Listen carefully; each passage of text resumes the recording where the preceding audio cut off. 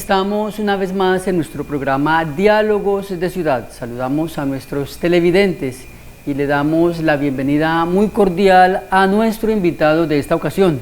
Nos acompaña hoy el señor Héctor Nazario. Él es un experto en logística de operación portuaria y ha venido trabajando durante muchísimos años pues, en los puertos de Colombia, en Buenaventura, por supuesto, pero también en los puertos del Caribe, y hoy vamos a hablar con él, aprovechar ese conocimiento acumulado durante tantos años para compartir con él la formación y la visión que tiene acerca de la calidad del trabajo que se hace con respecto a los derechos del trabajador portuario, las condiciones laborales, la precarización de la cual hemos escuchado hablar durante tantos años. ¿Cómo estamos en Colombia en ese tema y cuáles son las perspectivas? ¿Cómo influencia, de qué manera puede impactar la reforma laboral que se acaba pues, de aprobar en Colombia y si esto toca de alguna manera o beneficia a los trabajadores portuarios? Para nosotros es un auténtico gusto tenerlo en nuestro programa Diálogos de Ciudad. Maestro. Gracias, cordial saludo, compañero Efraín,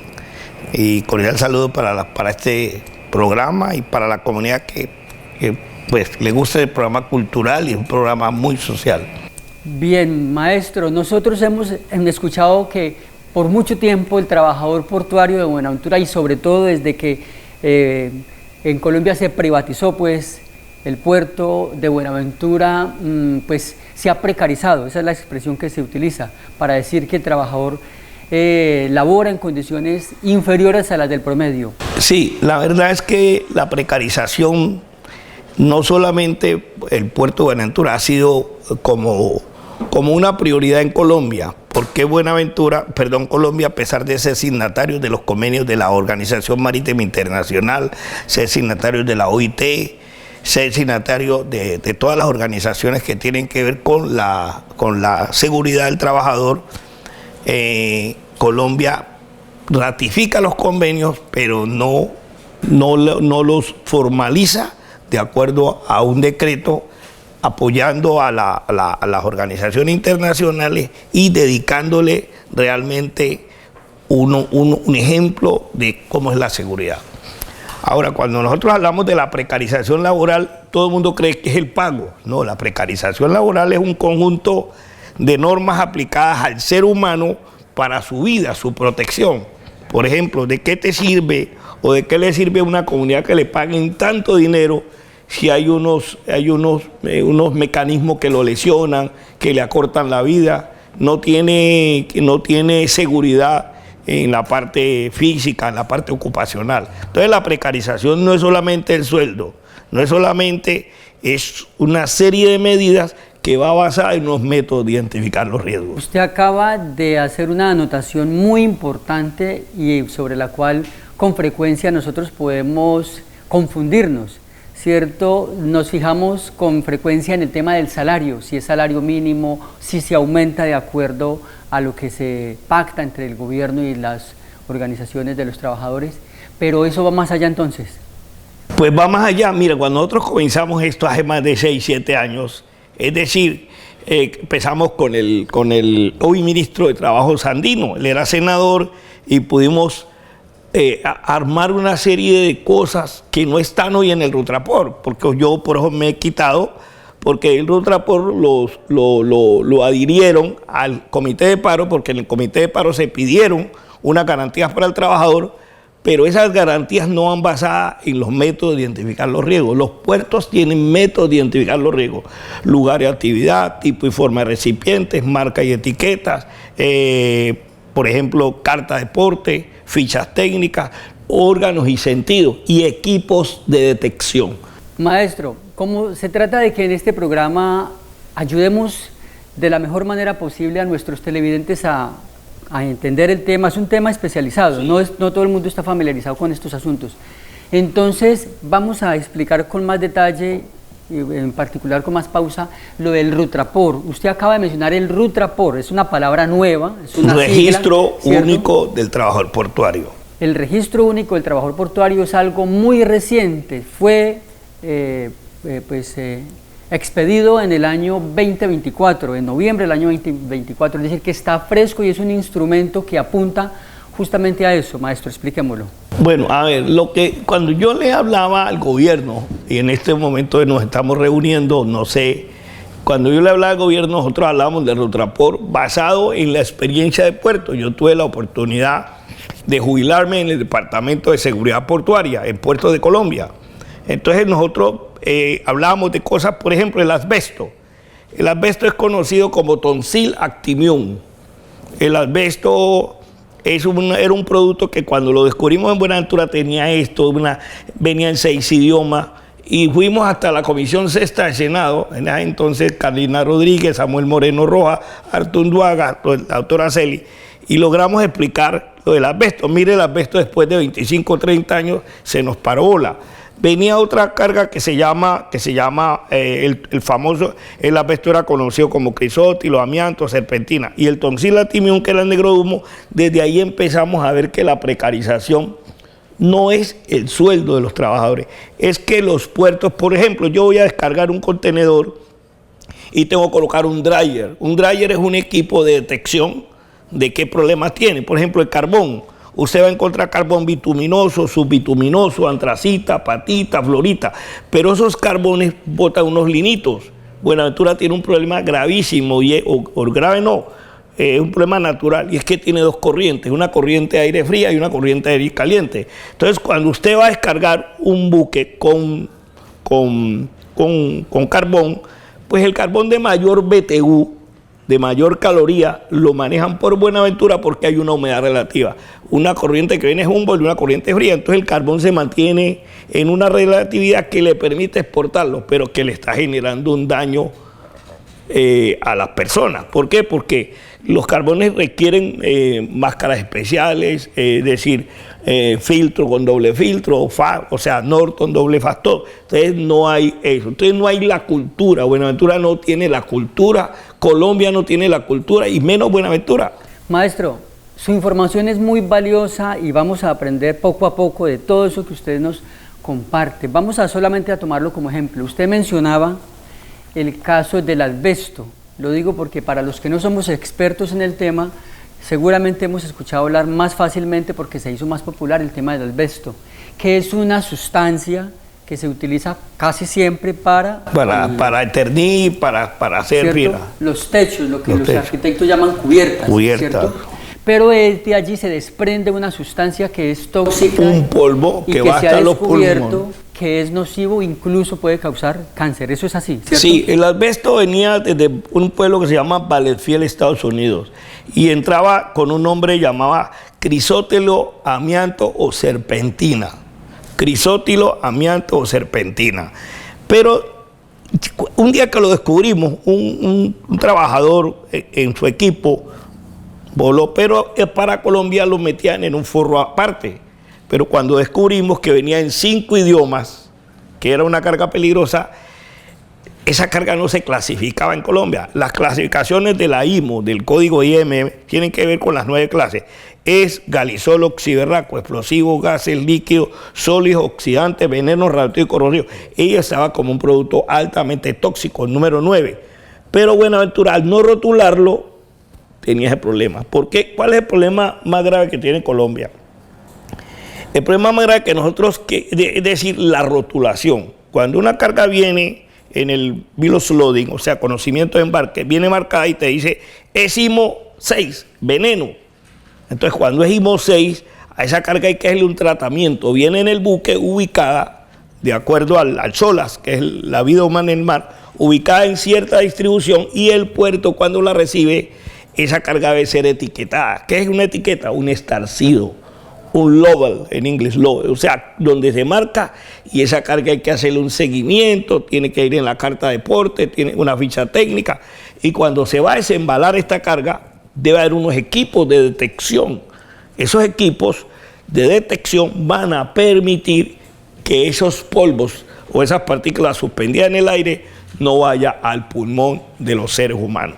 Ahí es donde hablamos de riesgos, de ahí es donde está la precarización. O de precariedad. Es decir, si quisiéramos definir de una manera más fina y más precisa la noción de precarización del trabajador, significa o está muy relacionada también entonces con los riesgos o con la calidad respecto de la salud, ¿cierto? Tiene que ver, la precarización tiene que ver con la salud, tiene que ver con el pago, tiene que ver con organizaciones sindicales, tiene que ver con buen trato al trabajador y tiene que ver con unos equipos de detección. En general, maestro, para ayudar a construir esta conversación un poco pensando en nuestros televidentes, los que no somos expertos decimos que un trabajo es riesgoso o no es riesgoso, ¿cierto? En la medida en que sea más riesgoso para la salud o que le quite calidad de vida o que le quite años de vida, pues entonces es más riesgoso, ¿no es así? Sí, le voy a dar un ejemplo, podría decir un ejemplo sencillo. Ustedes ven el trigo a veces lo importamos el trigo viene de Estados Unidos y venía antes de Argentina, venía a muchos países. El trigo es fumigado con unos productos que van clasificados como venenosos y como 4.3, o sea, una sustancia autoinflamable. Cuando usted le introduce el trigo tiene unos efectos residuales. El veneno que se le aplica para matar bichos tiene unos efectos residuales. Y esos efectos residuales tienen que ver con dosis letales. ¿Qué son dosis letales? Que es el producto, por decir algo, el TNT, el trinitol, cualquiera de esos productos que usted ve, o cualquier ignífugo, tiene un efecto residual de 10 años, 15 años, 20 años. Entonces, ¿qué pasa? Si usted tira un producto ahí que ha sido fumigado con fosfocina o con fosina, pues va a tener un efecto residual de 20, 30 años. ¿Qué quiere decir? Que ese efecto residual se transmite al ser humano. Entonces, como aquí se descarga el trigo y él por acción eólica, él va por todo el muelle. ¿Por qué? Porque hay unos vientos, una corriente de aire caliente que viene de Humboldt y una corriente fría que viene de la cordillera y que hace todo ese polvo, va por todo el muelle y puede generar toxicidad. Van a destapar un contenedor, hay un dryer, un equipo especial que va a hacer las mediciones del producto. Ahora, luego eso nos sigue. Buenaventura, como no están desarrolladas las ILES, que son infraestructura logística extraportuaria, no hay un COMPES portuario real. Entonces, ¿qué nos ocurre en Buenaventura? No, por ejemplo, ahí nosotros pensamos en un puerto seco, una zona franca, una zona industrial, un patio de contenedor, pensamos en muchas. Buenaventura no tiene ILES desarrolladas. Entonces, Buenaventura se atomizó y esa atomización salió del control de las autoridades. Por ejemplo, usted encuentra embalando carga en muchas partes. Mire, en este momento yo represento 2 gremios en el camionero. Y en la precarización no solamente llega al trabajador portuario, llega a todo el sistema portuario, porque uno piensa que el trabajador portuario es el que está en el muelle, todo lo que depende del muelle. Por ejemplo, un contenedor sale en un DTA, Declaración de Tránsito Aduanero. El contenedor se va y él viene vacío. Las enmiendas internacionales dicen que si ese contenedor está rotulado como carga peligrosa, tiene un estarcido de carga peligrosa, ese contenedor siga siendo peligroso hasta no haber sido lavado por un experto que certifique que fue lavado. Pero para eso están las organizaciones de la DIMAR. La DIMAR, que es tiene que ver con la parte de los buques, los puertos y la gente de mar, tiene ese control de que la carga peligrosa lleve la conducta que debe llegar o haga el recorrido que debe hacer. Pero a veces ocurre mucho en Buenaventura. En Buenaventura ocurre mucho de que los puertos no están desarrollados, los departamentos, porque los puertos nadie controla las misiones electromagnéticas. ¿Quién controla las misiones electrostáticas? ¿Quién habla de las normas ISGO, que son líquidos peligrosos? Del código IMDG, que es el que rotula la carga. ¿Quién habla de un departamento merciológico? Bueno, maestro, usted nos presenta un escenario que, entre otras cosas, resulta ser una actividad altamente especializada. No todo el mundo, no toda ciudad y no de la noche a la mañana un ente territorial puede entrar, incursionar en la actividad portuaria. Usted nos está hablando de cosas que tienen que estar muy precisamente reguladas y hay una muy amplia regulación. La pregunta entonces, usted ha hecho una serie de preguntas acerca de quién se encarga de esto, quién se encarga de aquello. De acuerdo a las normas, ¿existe un cargo, un rol, una función de alguien o de una oficina o entidad que se encargue de asumir todas esas tareas? ¿O cómo se coordina eso? Sí, el Ministerio del Trabajo. Cuando nosotros hablamos del RUTRAPOR, del Registro Único de Trabajo Portuario, hablamos con la OIT, inclusive ellos trataron de contratarme, porque ellos vieron que Colombia está está quedado también. ¿En qué está quedado Colombia? Son signatarios de los convenios, pero no los aplican. Por ejemplo, el decreto 1609 del 2002 te habla de la carga peligrosa para los conductores. ¿Qué puerto lo pide? En este momento hay un solo puerto que lo está pidiendo. O sea, por decir algo, mire, ese decreto es tan serio que hay ciudades que una moto, ustedes se la van a montar en un carro, en esa grúa. Y si el conductor de la grúa no está aplicado en el decreto 1609 del 2002, no le puede montar ni siquiera la moto del carro, porque el carro tiene gasolina, tiene batería, y la norma, el conductor que tiene la grúa tiene que estar certificado de carga peligrosa. Ya inclusive con el gobierno, con el caso camionero, hemos bajado tratomulas de grúas que la lleva el tránsito.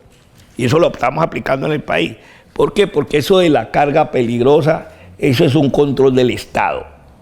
Mire el caso de nosotros a través de nosotros demandamos al Estado, porque cuando vino la ley 01 del 91, la ley 01 del 91 ordena a los puertos a manejar la planeación, la organización y el control. ¿Qué quiere decir? Que si yo entro al muelle y no me aparece el seguro, el puerto debe responder. ¿Por qué debe responder? Porque para eso hay unas empresas que te afilian. El gobierno sacó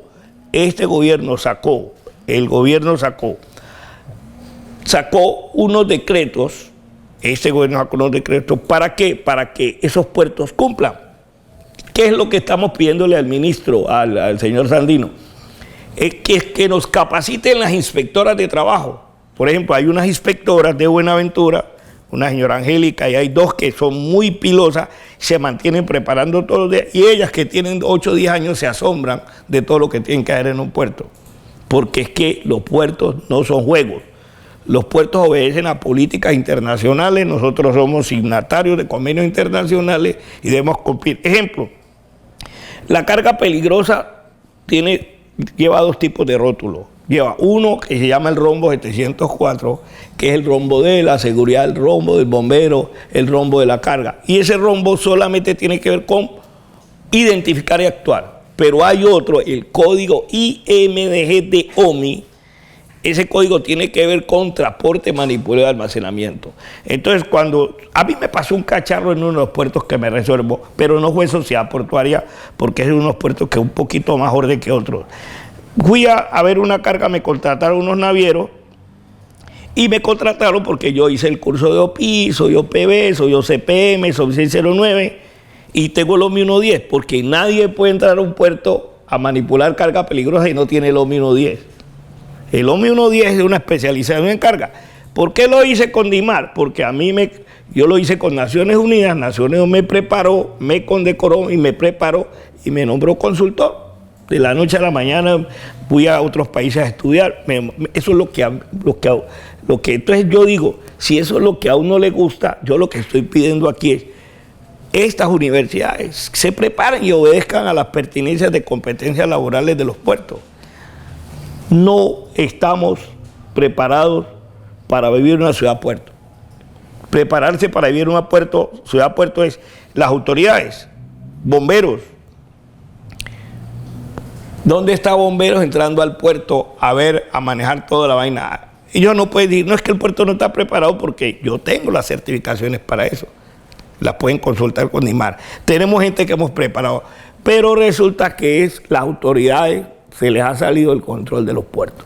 Maestro, usted tiene definitivamente una visión muy completa acerca del asunto de la logística y del trabajo en las actividades portuarias, definitivamente.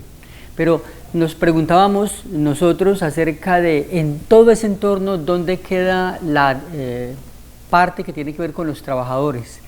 La calidad de vida del trabajador y la seguridad, en todo el sentido de la palabra, la seguridad social, el bienestar del trabajador, y de qué manera lo que usted está mencionando, el RUTRAPOR, es decir, el registro único del trabajador portuario, ayuda a que las condiciones actuales, en el caso de Buenaventura, ellos reciban mejores condiciones.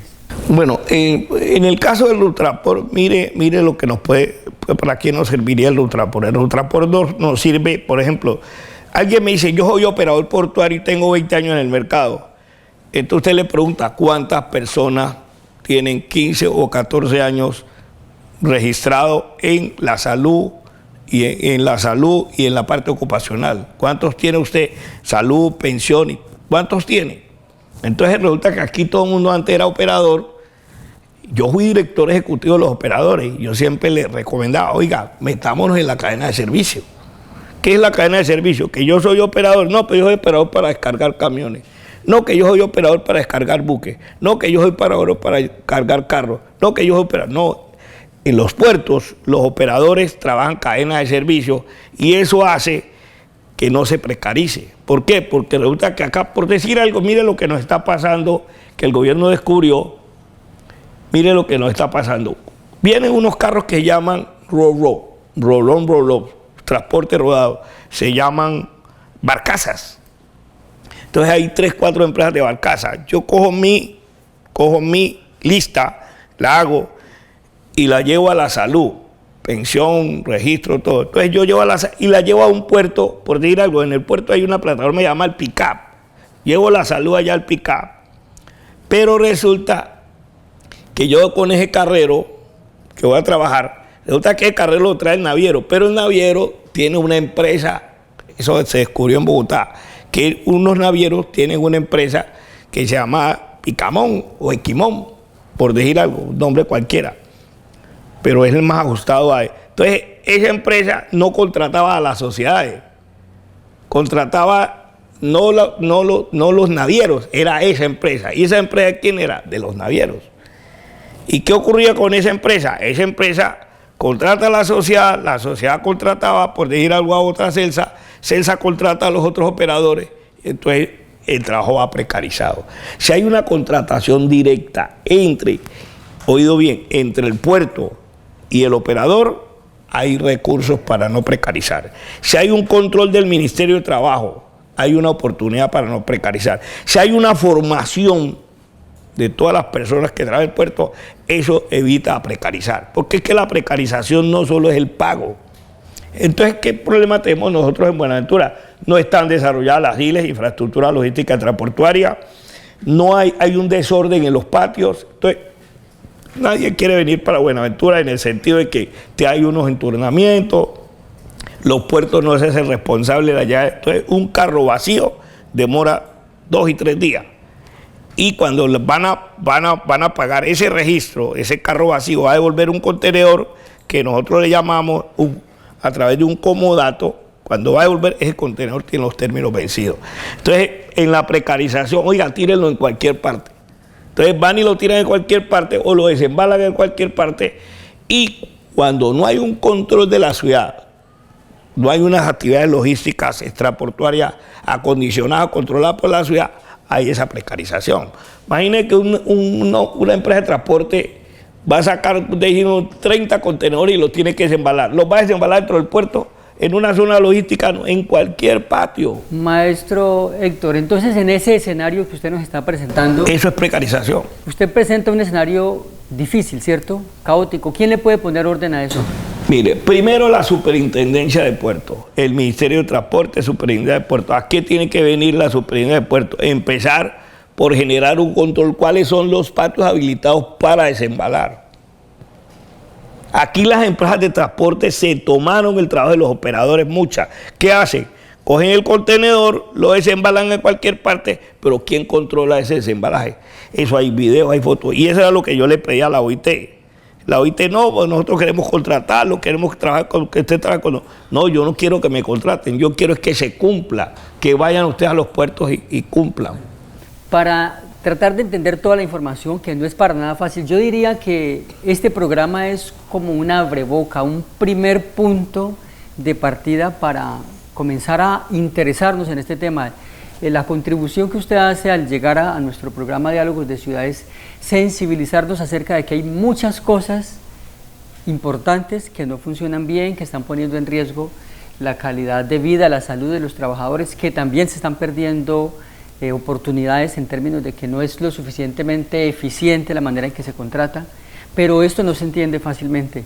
Para empezar, yo diría entonces, desde el punto de vista de Buenaventura, ¿qué entidades o quiénes tienen que ser responsables de que se cumpla eso que usted está diciendo, maestro? El Ministerio de Transporte. En Buenaventura. Sí, en Buenaventura.